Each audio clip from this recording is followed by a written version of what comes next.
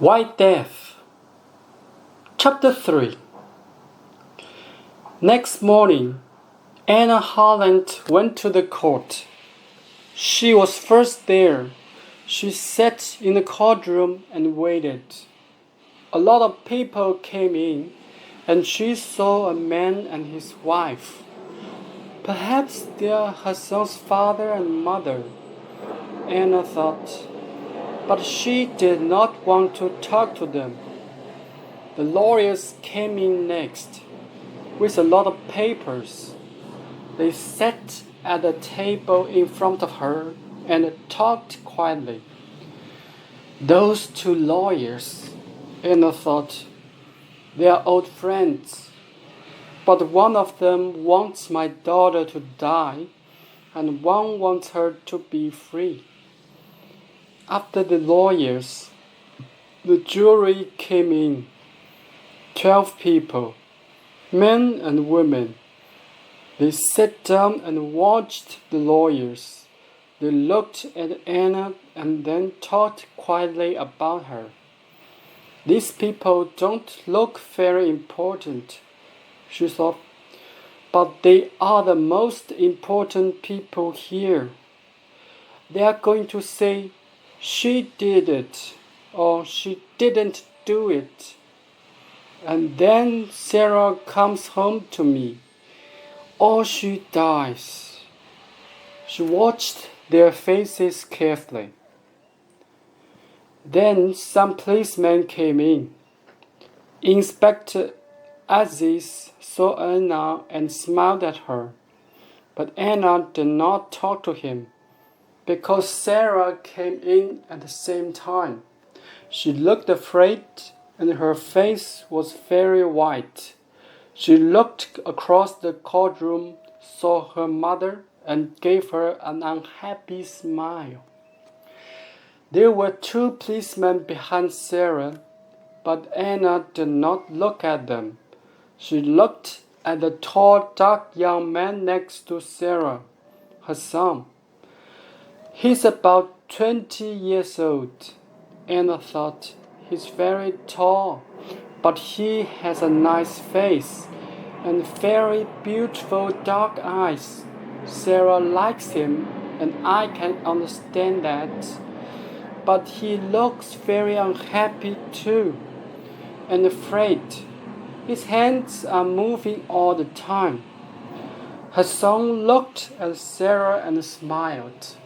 She smiled back at him, and I wanted to talk to Sarah, but just then a policeman said loudly, "All stand, please." Everybody stood up, and the judge came into the courtroom.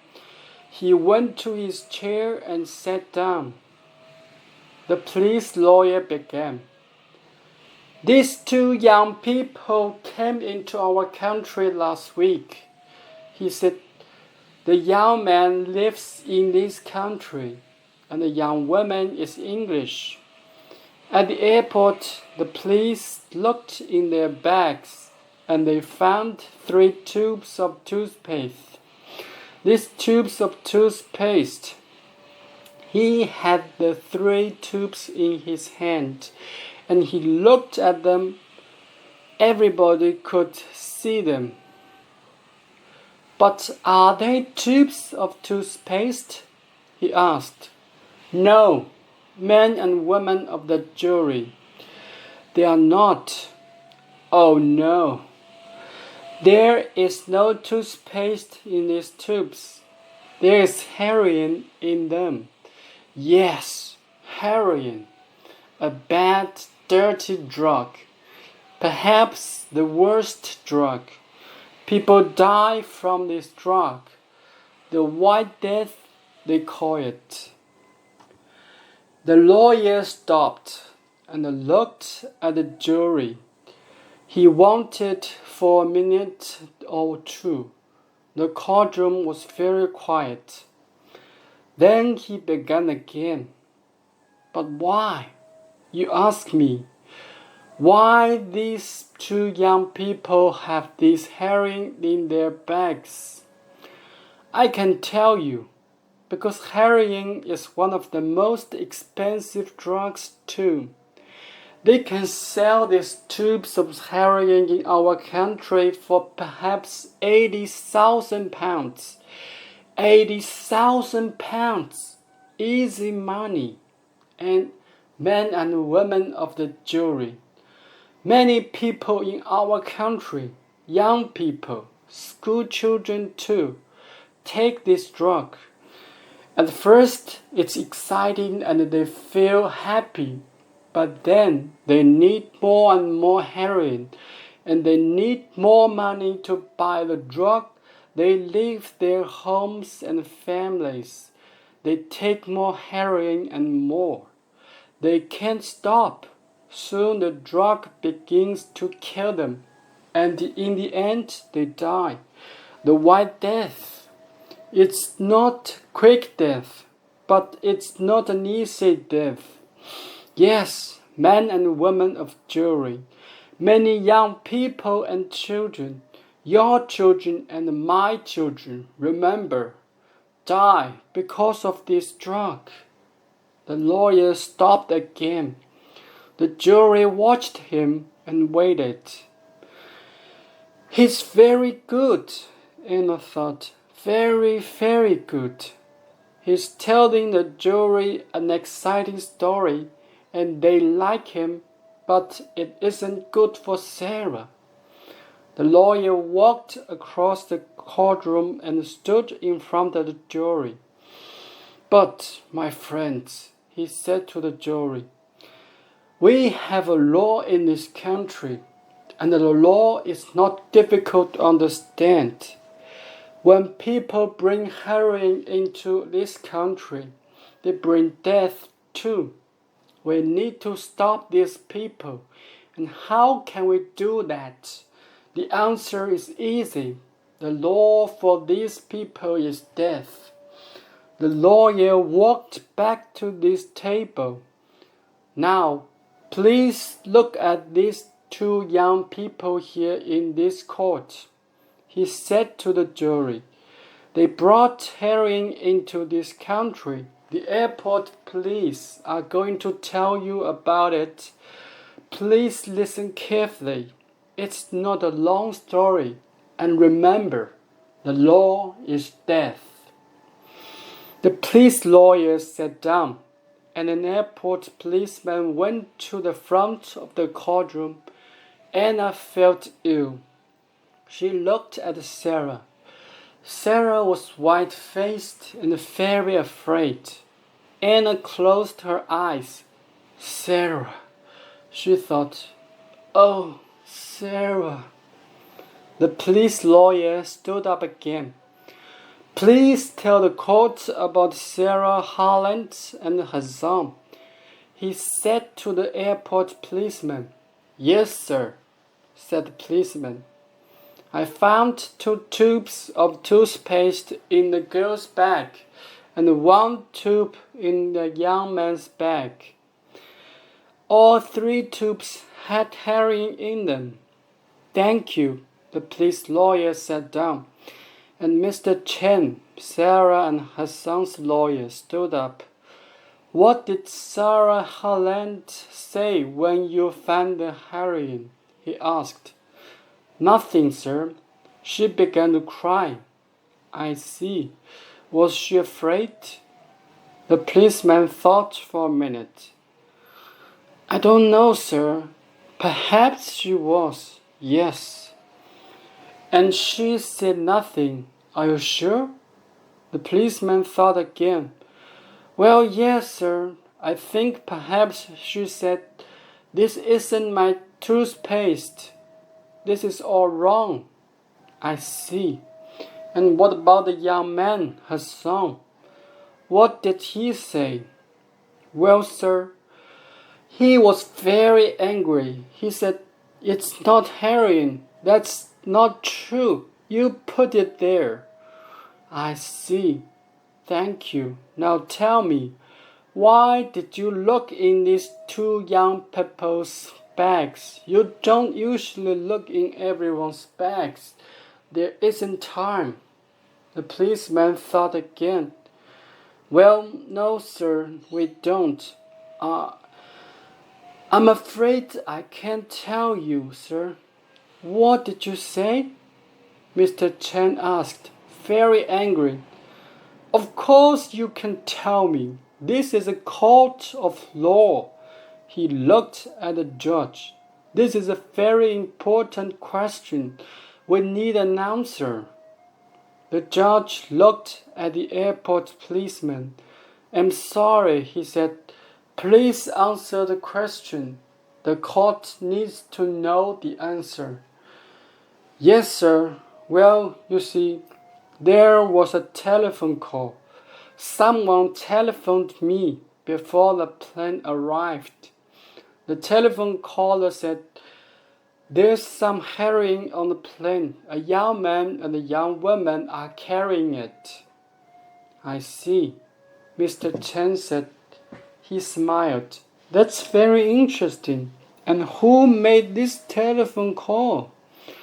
I don't know, the policeman said.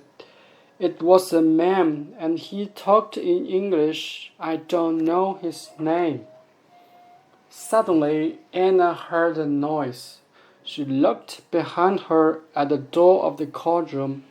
A tall young man came into the back of the room. Anna knew him at once. It was Stephen, Sarah's old boyfriend. The policeman took him to a chair near Anna. He saw Anna, and for a second he looked afraid, but then he smiled and sat down next to her. Mrs. Harland, he said quietly, It's good to see you. When did you arrive? Yesterday, she said. Why are you late? I couldn't find the court, he answered. He looked very unhappy. Tell me how to help, he said. I want to help Sarah, but what can I do? I was on the plane too, but I couldn't help her. I don't want her to die. Stay with me, young man, Anna said quietly. We can help her. I'm sure we can. Later that morning, Sarah went to the front of the courtroom. Her face was very white, and her eyes were red and crying. Her lawyer, Mr. Chen, began to ask her questions. Now, Miss Harland, why did you come to this country? He asked quietly and smiled at her. Because I like going to different countries. I want to meet new people. And why were you with this young man? Because Sarah stopped and looked down at her feet. Nobody could see her face. She began again very quietly, but nobody could hear her. I'm sorry? We can't hear you. Can you say that again, please? Sarah looked up. She looked quickly at her mother and then at her son. Because I love him. Anna felt old and tired. She looked at the tall young man with the beautiful dark eyes. It was his heroine, she thought. I'm sure it was. He buys and sells heroin, and he put it in my daughter's bag. And now she says she loves him. Stephen sat next to her. He did not move, and he watched Sarah all the time, but she did not look at him. Mr. Chen waited a minute, and then he questioned Sarah again. Did you know about heroin in those tubes of toothpaste? He asked. No, Sarah said quickly. Of course I didn't. And what about her son? Did he know about heroin? Please think about your answer. No, I'm sure he didn't know. It wasn't our heroin. Sarah's blue eyes were angry. We didn't put the heroin in the toothpaste tubes. We're innocent. Thank you, Mr. Holland, Mr. Chen said quietly, and sat down. The police lawyer stood up. Miss Holland, how much money did you have in your bag? About £50, I think. That's not very much. This is an expensive country, you know. How much can you buy with your £50? Sarah did not have an answer. I don't know, she began. I usually live very cheaply. Did you need more money? The lawyer's questions came quickly now. Of course you needed more money. You wanted to sell that heroin. You wanted to be rich. Is that right? No, that's not true. The lawyer said nothing for a minute. He looked at the jury and smiled. Then he said, Do you think toothpaste is very expensive in this country, Miss Holland? No, I don't think... I don't know. Well, I can tell you, it isn't. Toothpaste is cheaper here, so why did you bring 3 tubes of toothpaste with you? How often do you clean your teeth? Miss Holland, 6 times a day, or 7 or 8 times a day, perhaps? Sarah looked very unhappy. No, I don't know. Hassan. Yes, the lawyer said quickly. Hassan, are you going to say Hassan gave it to me? You love this young man, but you don't want to die. Nobody wants to die. And now you are going to say it was Hassan's toothpaste. Is that your answer, Miss Holland? No, Sarah said angrily. Of course not. It was my toothpaste. But thank you, Mr. Holland. The police lawyer sat down. I have no more questions.